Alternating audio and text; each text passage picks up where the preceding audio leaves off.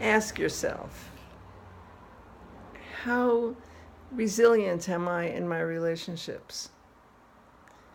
By resilient, I mean flexible, willing. By resilient, I mean having a light enough grip on what's happening to be able to go with the flow. By resilient, I mean having not so much invested in the outcome so that you're able to compromise, even be generous sometimes. How resilient are you in your relationships? Today's the last day to jump into a free resilience roundup that my friend Sharon Rosen and I are offering over on Facebook.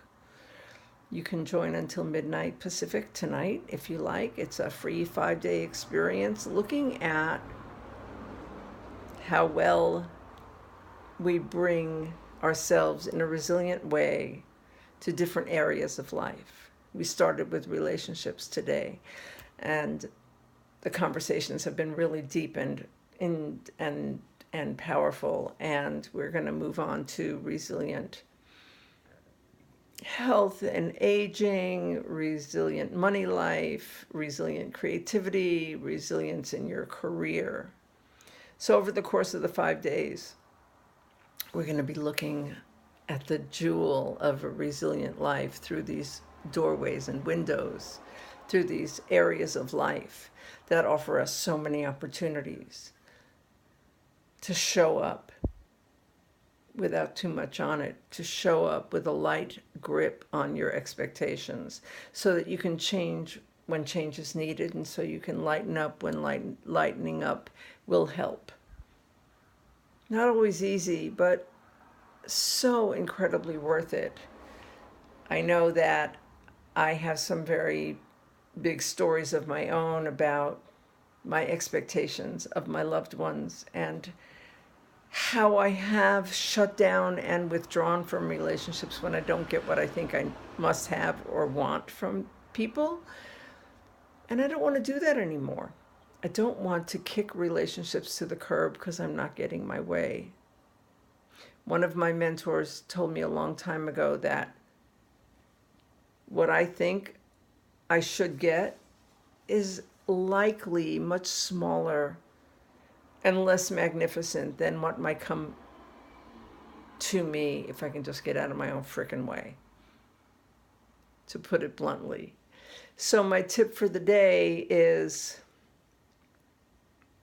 my tip for every day is to lighten up, is to let go of not only your death grip on what you think has to happen in order for you to be okay, safe, and happy, but also to put down the kerosene, the lighter fluid, the napalm, that when you're bent out of shape around something, you can tend to throw onto a simmering situation. I know that I am really good at turning a simmer into a forest fire with what I add from my wounded, sad ass ego place to something that's just a circumstance that I'm not very pleased with.